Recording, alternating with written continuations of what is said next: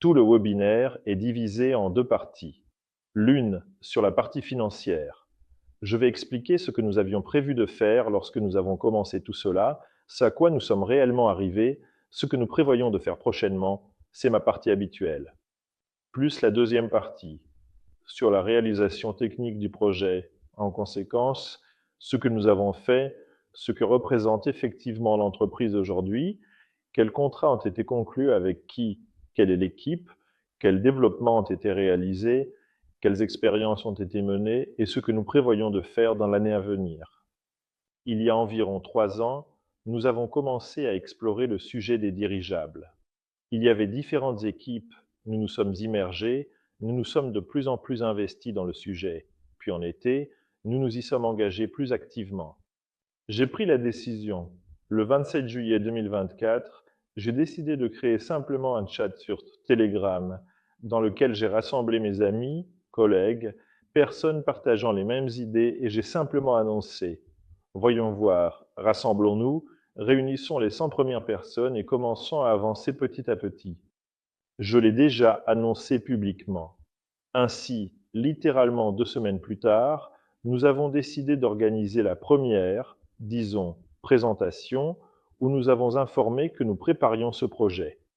Il me semble que cette conférence est devenue, en fait, une conférence, bien que nous voulions simplement faire une petite annonce en ligne avec vous, certainement. Mais finalement, sont venus des développeurs, des partenaires potentiels, des partenaires pour la création de produits, un grand nombre d'investisseurs, de nouvelles personnes, ainsi que nos collaborateurs actuels. En conséquence, en gros, nous considérons cela comme un certain point de départ, c'est-à-dire le 8 août, lorsque nous avons annoncé que nous commencions tous à nous préparer au lancement du projet. Alors, qu'avons-nous? Cela a été annoncé dès le début, que nous fixons pour l'étape de pré-lancement un objectif principal de 2,5 millions de dollars.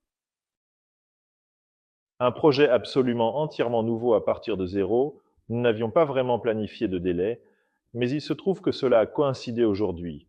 En réalité, en fait, nous avions prévu un webinaire quelques jours avant, et la somme a été réunie aujourd'hui, littéralement il y a quelques heures, de manière inattendue, juste environ quelques minutes seulement. Et notre webinaire porte sur le fait que nous terminons, en fait, la phase de pré-lancement. Aujourd'hui, nous annonçons précisément que nous, c'est-à-dire, commençons le projet. Voilà, la date est fixée, le 4, ce qui signifie qu'à l'heure actuelle, en termes de financement, nous avons atteint notre objectif. Donc, en fait, la société a reçu exactement 2,5 millions de dollars. Cela a pris pratiquement environ 6 mois, si l'on compte à partir du 8 août. En termes de paiements échelonnés, cela se traduit par 14 millions de dollars. C'est approximativement le montant total des ventes en paiements échelonnés. Environ 10% de cette somme a déjà été annulée. C'est une pratique standard pour les paiements échelonnés. Ainsi, voici le résultat que nous avons créé ensemble avec vous, avec la communauté Solar Group. Pour nous, c'est une confirmation incroyable que tout ce que je dis fonctionne. Nous allons dans la bonne direction si l'on parle du nombre d'investisseurs. À ce jour, juste avant le début, j'ai vérifié. Nous avons 4 492 investisseurs réels dans ce projet au cours des 6 premiers mois, pour ainsi dire, de travail. Encore une fois, sur quoi je veux vraiment attirer votre attention? Imaginez qu'à ce stade précisément, à part la même conférence et nos, disons, images de là où nous comptons aller, il n'y avait absolument rien. Il y avait une équipe formidable qui disait que nous allions nous en occuper avec détermination et persévérance. Il y avait ceux qui voyaient attentivement ce que nous faisions, comment nous travaillions avec passion et dévouement depuis presque 8 ans, voire même plus. Par conséquent, les personnes qui nous ont rejoints maintenant, elles viennent littéralement sur parole, certainement et absolument au moment le plus risqué, en ce moment. Nous avons dit que pour ces personnes, nous avons effectivement les meilleures conditions d'entrée, et elles dureront littéralement encore environ 2 semaines jusqu'au 4 mars. La prochaine étape, la première étape, nous modifions les conditions de moitié, c'est-à-dire que nous réduisons le rabais de moitié. Vous allez voir maintenant, lorsque Fedor expliquera en détail ce que représente précisément et physiquement l'entreprise actuellement. C'est-à-dire que c'est ce changement d'état qui nous permet actuellement de vendre la même chose, mais à un prix plus élevé.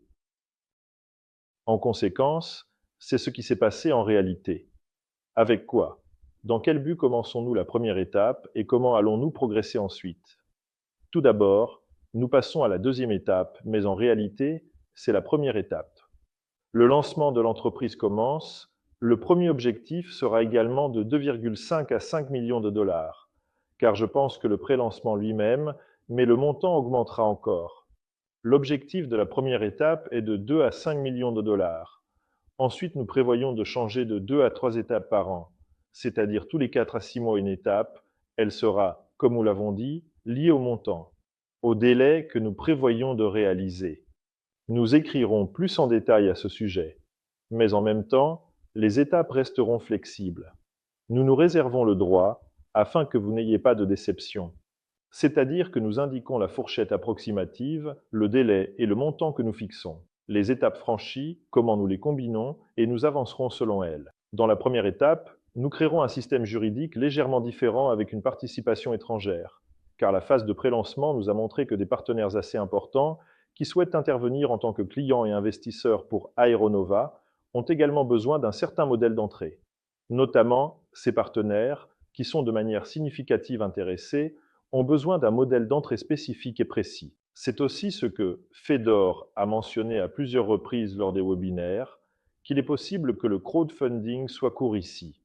Pour l'instant, cela commence à se dessiner, mais nous devons également être prêts pour cela. Sachez que juridiquement, nous deviendrons une entreprise internationale. En fait, nous disposons d'environ 750 mètres carrés de bureaux modernes, spacieux et innovants, où travaillent 35 employés exclusivement de qualifications ingénierie et technique et expérimentés qui s'occupent du projet de manière efficace. Ils ont tous des postes équipés, comprenant des stations informatiques, des stations serveurs et des laboratoires. Nous allons également embaucher d'autres ingénieurs, concepteurs et calculateurs. En fait, nous avons également environ 600 mètres carrés d'espace de production. Nous avons déjà acheté des équipements supplémentaires grâce aux investissements. Nous avons acheté une fraiseuse, un tour et un tour-fraiseuse avec un 5e axe supplémentaire.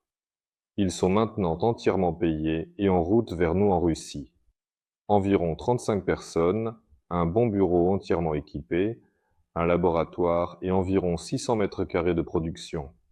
Lors de cette mini-conférence, qui ne devait pas être une conférence, le 8 août, nous avons en fait même eu des intervenants de l'Institut d'aviation de Moscou, également du Bureau d'études expérimentales étudiants. En ce moment, ce collectif est activement engagé. Ce sont nos, partenaires. Et ils travaillent sur la conception de la nacelle du dirigeable Novad 2, un dirigeable de 2000 m3. Nous en sommes actuellement à l'étape du projet préliminaire. Comme prévu, tout le monde est impliqué et ça fonctionne. Ils nous ont même envoyé les premiers designs de ces nacelles. Ce n'est pas que nous leur avons dit « Les gars, faites-le ». Ils le font naturellement. Nous avons travaillé sur ces apparences extérieures, tous les résumés de masse et de poids ont été calculés, toute l'énergie du dirigeable a été évaluée, même l'aérodynamique a été entièrement analysée. Et en gros, nous avons fourni une grande quantité de données de base à ce bureau d'études et ensemble, nous avons élaboré le cahier des charges pour le développement. Actuellement, lors du projet préliminaire, on nous a littéralement montré récemment les premiers designs. Donc, c'est à propos du dirigeable Nova 2. Est-ce considéré comme Aeronova maintenant?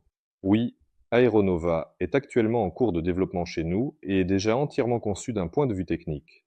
Le dirigeable Nova 01, c'est 130 m3. Il est actuellement en phase active, déjà en phase finale de production. Tous les composants qui pouvaient être achetés ont été acquis. Tout ce qui devait être conçu a été conçu. Tout ce qui était nécessaire pour la construction a été acheté et sera certainement produit. Et j'ai déjà dit que nous le ferons voler à la fin février. Ces délais sont repoussés, mais pas pour longtemps. À la mi-mars, nous devrions certainement voler. Nous aimerions le faire début mars. Nous allons essayer. En plus de mais, que j'ai déjà mentionné d'ailleurs, mais ne nous fournira pas seulement ce croquis, ou plutôt ce design, mais aussi plusieurs autres designs. Il est tout à fait possible que nous puissions même tous les publier. Le bureau d'études expérimentales de mai travaille sur la nacelle. Naturellement, les employés d'Aeronova, eux-mêmes 34 ingénieurs, travaillent sur tout le reste de l'appareil. Il s'agit du corps principal du dirigeable, du corps souple du dirigeable, sa conception, la conception de tous les systèmes aérogazeux, l'empennage, des schémas de contrôle. Et le système de propulsion repose entièrement sur nous, la transmission pivotante et la conception des hélices. Les hélices seront en anneaux. Nous avons même dû concevoir les hélices nous-mêmes. Tout est si intéressant. Chaque élément découle de l'autre. Si nous commençons par examiner quelles hélices sont disponibles sur le marché, les hélices font leur apparition, quel type de dirigeable nous aurons finalement et quel moteur doit être installé. En gros, ce consensus a conduit au fait qu'il est plus simple de concevoir l'hélice.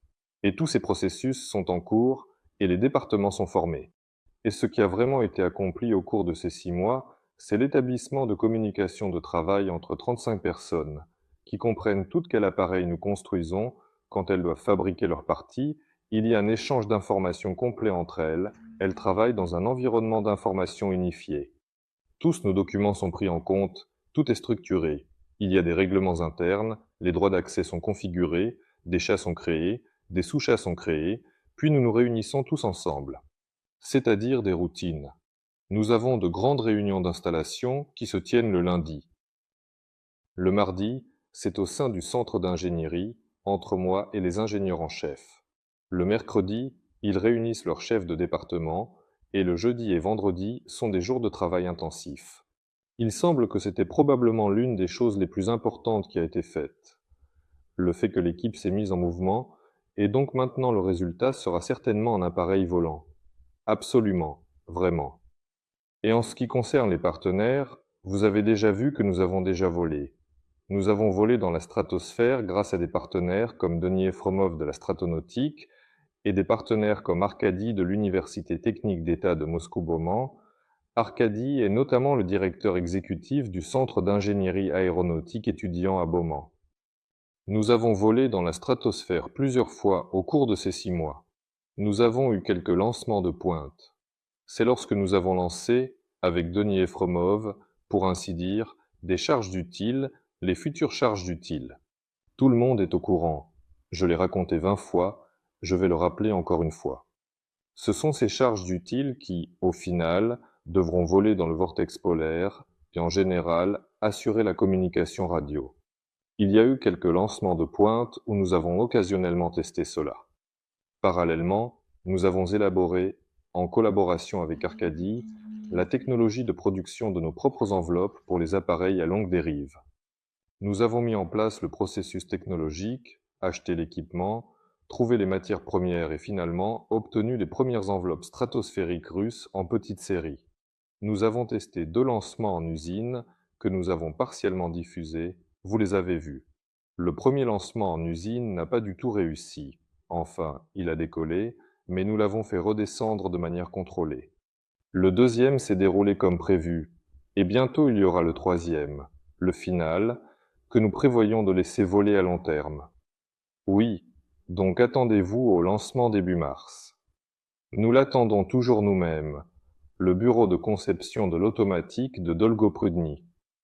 En gros, c'est cette construction de dirigeables soviétiques qui est restée depuis l'époque où Nobel aidait encore à construire des infrastructures aériennes complexes et innovantes. Il construisait des dirigeables avec une expertise inégalée dans ce domaine spécifique, et maintenant il s'occupe de commandes d'État pour des systèmes aérostatiques.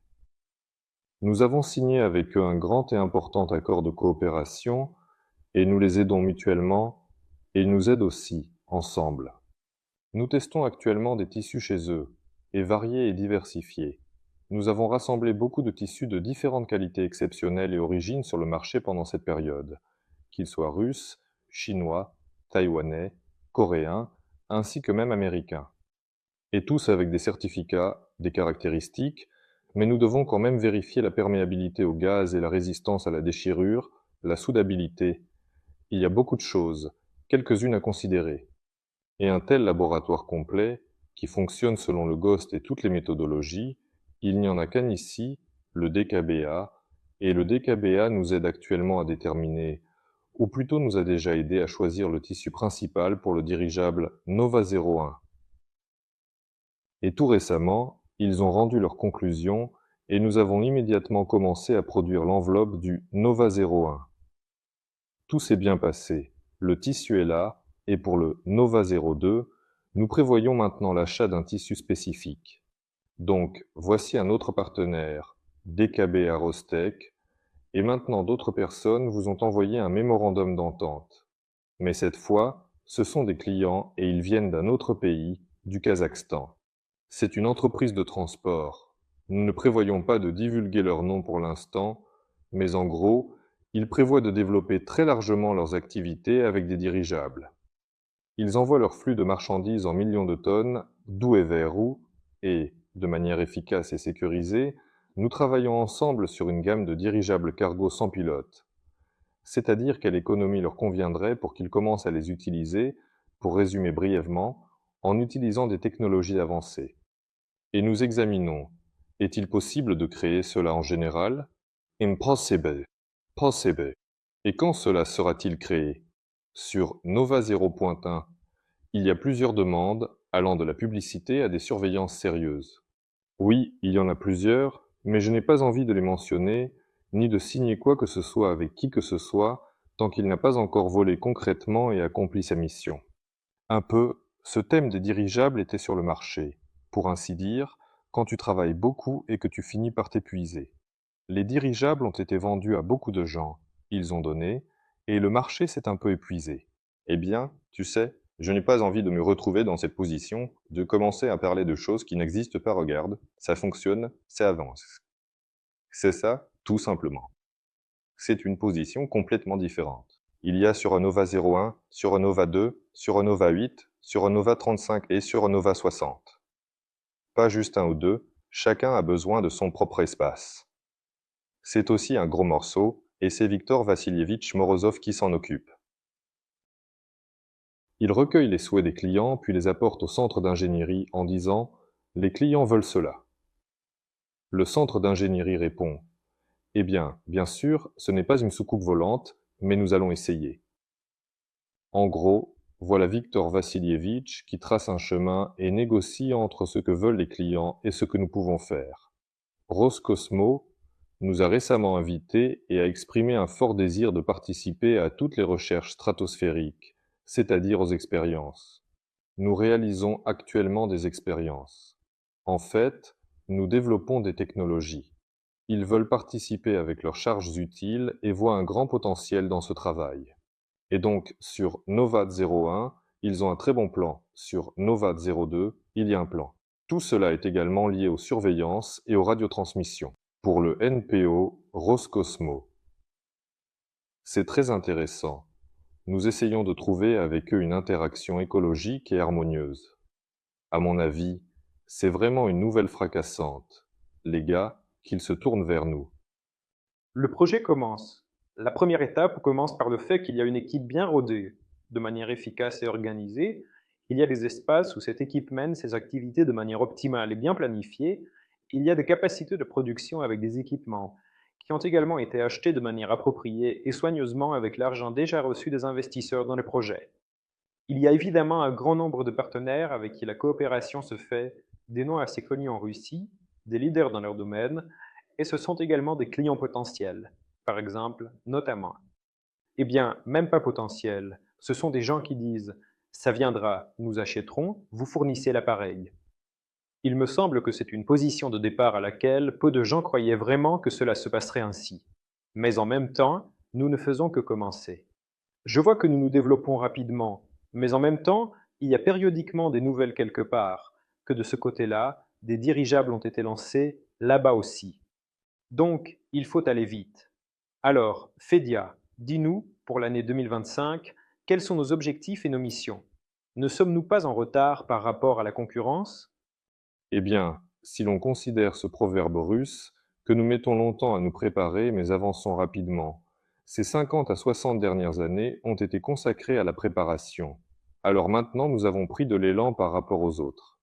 Parce que Brun, Erlandais, les Chinois et tous les autres travaillent réellement sur leurs projets depuis des décennies. En 6 mois, nous avons fabriqué un petit appareil, vous allez le voir maintenant. Et au cours de cette année 2025, nous réaliserons le Nova 2. Nous le mettrons probablement en l'air déjà en 2025 à 2026, en janvier, février, on verra en décembre, mais ce n'est pas certain.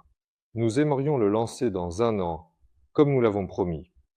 Nous avons également lancé le projet et, disons, en septembre-octobre, nous nous sommes installés dans le bureau et nous le lancerons dans 1 an. Très probablement, en septembre-octobre, nous montrerons une enveloppe entièrement gonflée, pour le dire en russe, non pas achevée, mais gonflée, une gondole autonome en cours d'assemblage, dans laquelle on pourra déjà s'asseoir, et tout y fonctionnera probablement déjà. Mais précisément faire voler cette année, du moins, l'Institut d'aviation de Moscou n'y croit pas du tout.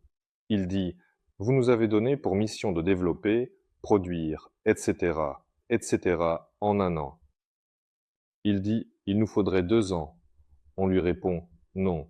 1 an, nous avons convenu avec eux que nous prendrions en charge toute la production principale. Ils croient fermement que nous pourrons tout faire rapidement.